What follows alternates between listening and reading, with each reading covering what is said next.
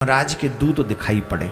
अरे बोले हम तुम्हें लेने नहीं आए, तुम क्यों घबरा रहे हो? वहां एक व्यक्ति आ रहा है, उसे लेके जाएंगे हम। और वो किसान उतरेगा उस तन को बांधने के लिए। कुछ क्षण बाद ही एक बैलगाड़ी आती हुई दिखाई पड़ी। उसकी बेचारे की सांस में सांस रुक गई। अरे तो उसने पूछा मैं बोल सकता हूँ? बोले तू बोलेगा तो तुझे भी ले जाएंगे संग। लेकिन यमराज के दूत रोने लगे। बोले मर तो गया लेकिन वो तुलसी के बिरवे पे जाके गिर गया। सोचो तुलसी महारानी का कितना बड़ा।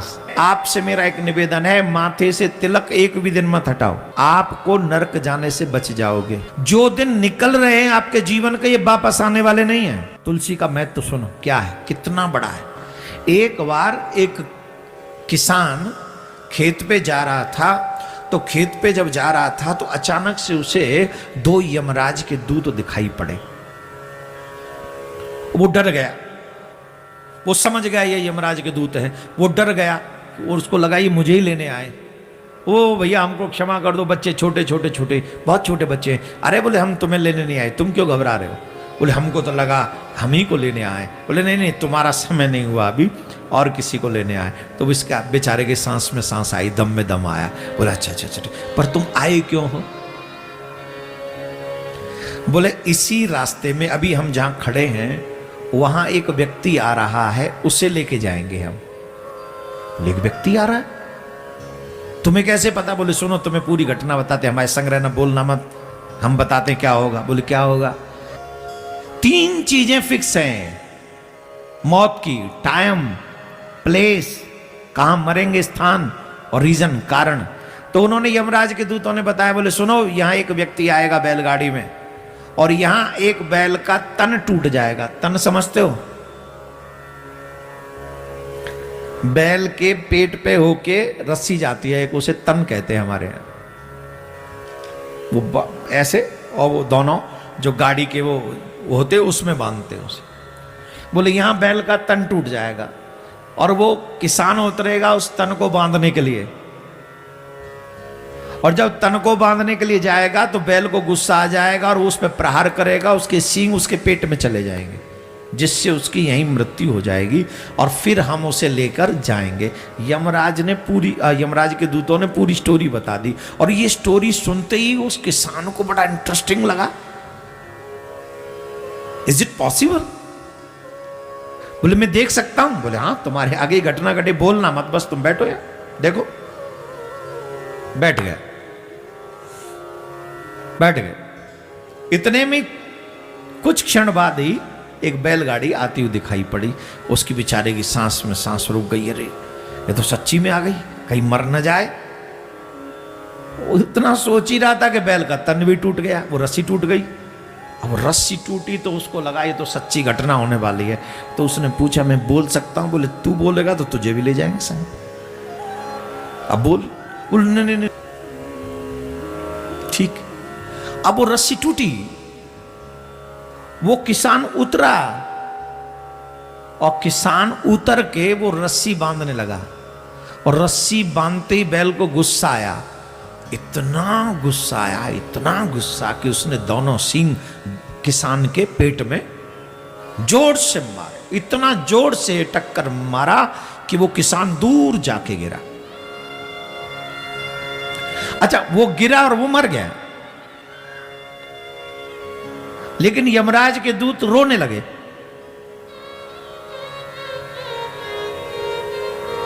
उसने पूछा जो बैठा था बगल में, सब कुछ तो तुम्हारी प्लानिंग के अनुसार ही हुआ, सब कुछ तो वही हुआ जो तुम कह रहे थे, तुमने जो बताया था। आएगा, तन टूटेगा, बैल उसे मारेगा, वो मर जाएगा। मर गया, तुम रो क्यों रहे हो? बोले सब कुछ हमारी प्लानिंग के ही मुताबिक हुआ, जो कुछ होना था वही हुआ। बट एक प्रॉब्लम हो गई। क्या प्रॉब्लम हो गई? कि बैल ने थोड़ा जोर से प्रहार कर दिया। जितनी कम करना चाहिए था वो थोड़ा पुश ज्यादा हो गया। तो इसमें क्या, वो तो मरना था, मर गया। बोले मर तो गया लेकिन वो तुलसी के बिरवे पे जाके गिर गया।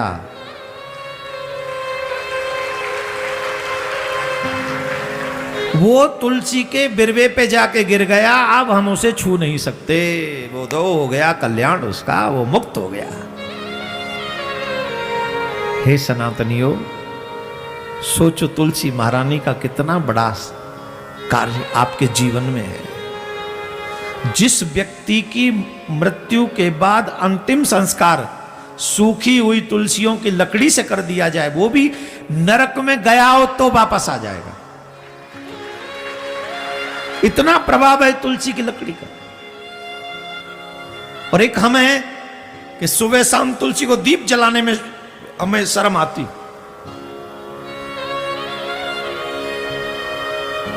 मैं आप सभी से, किस किस ने दीक्षा ले रखी है? नीचे करो। किन किन के गुरु नहीं है अभी तक? हाथ उठाओ। जिन्होंने गुरु दीक्षा नहीं ले रखी, गुरु मंत्र नहीं ले रखा, हाथ उठाओ जिन्होंने अभी तक नहीं ले रखा। मतलब ये भी शर्म आ रही, पता है हमें मालूम नहीं लिया कि नहीं हमने।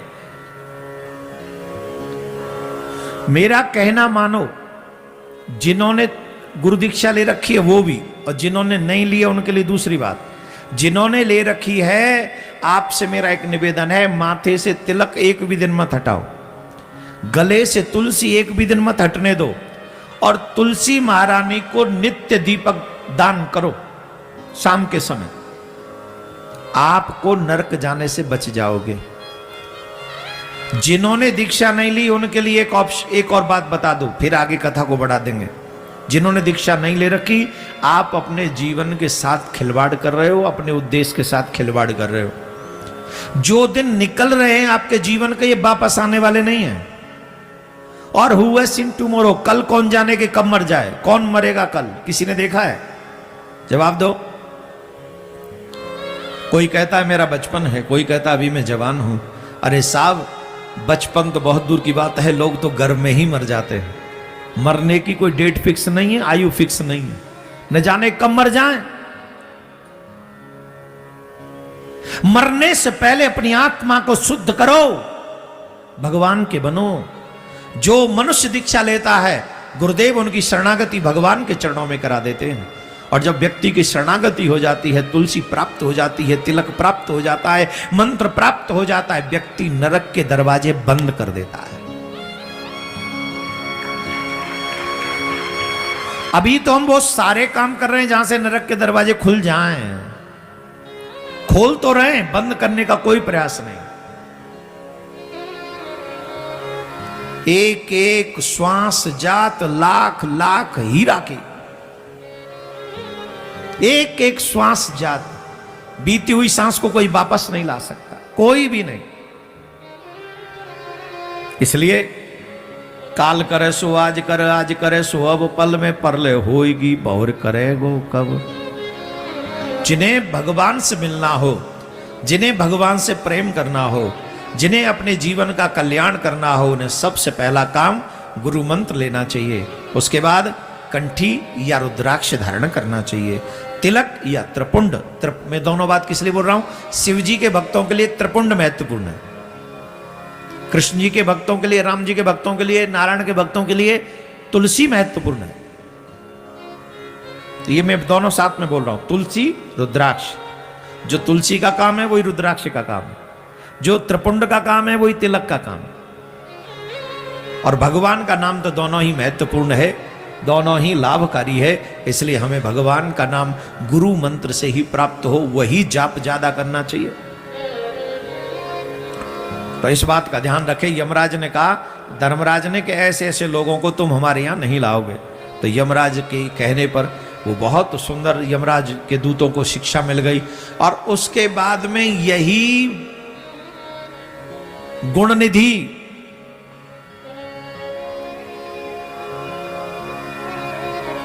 यही गुणनिधि जो था, उस दीपदान का महत्व सुनना मेरे प्यारे, तुम्हारे रोंगटे खड़े हो जाएंगे जिन्होंने ये कथा पहले नहीं सुनी हो। तो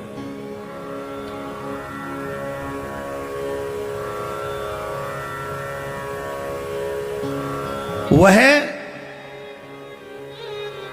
शिवलोक के बाद में एक राजा बनाकर, और वो राजा बना विश्रवा के पुत्र वैश्रवण के, वो जो पुत्र बना राजा बना के। और जब वो राजा बना इस मृत्युलोक पे, तो जानते उसने क्या कहा? उसने कह दिया प्रत्येक व्यक्ति शिवालय में दीपक जलाएगा।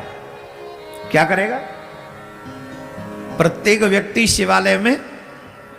और देखो उस राजा का दंड विधान क्या था, उसने कहा जो व्यक्ति दीप नहीं जलाएगा शिवालय में उसको मृत्यु दंड मिलेगा।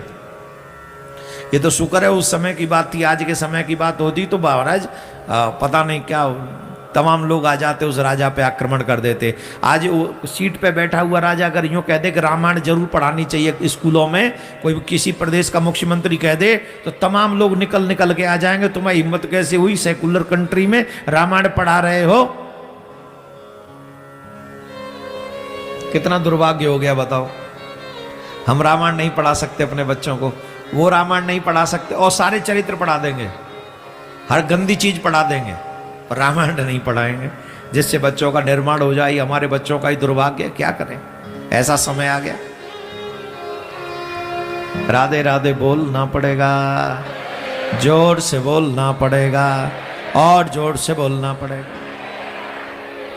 उस राजा ने अपने राज्य में यह अनाउंस कर दिया जो शिवालय में दीपदान नहीं करेगा, दीपदान नहीं करेगा, उसे मृत्यु दंड मिलेगा, उसे मार दिया जाएगा। सारी प्रजा दीपदान करती है, सारी प्रजा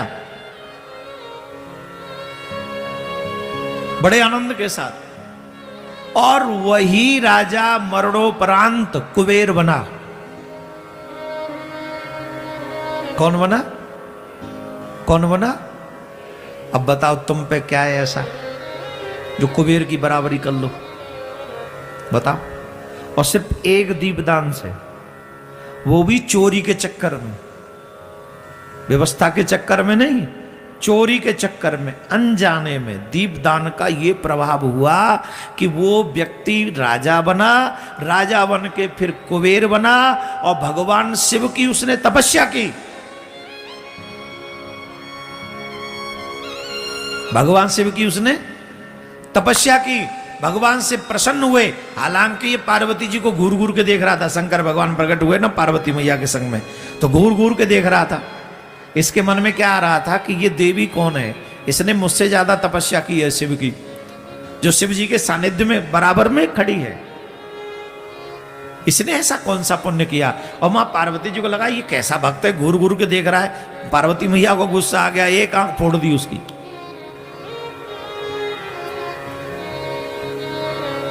एक आंख फूट गई, पिंगल नयन हो गए। अच्छा वो तो दूसरा भी नेत्र लाल लाल हो गया था, वो भी फूटने ही वाला था। शंकर भगवान ने कहा क्या कर रही हो देवी?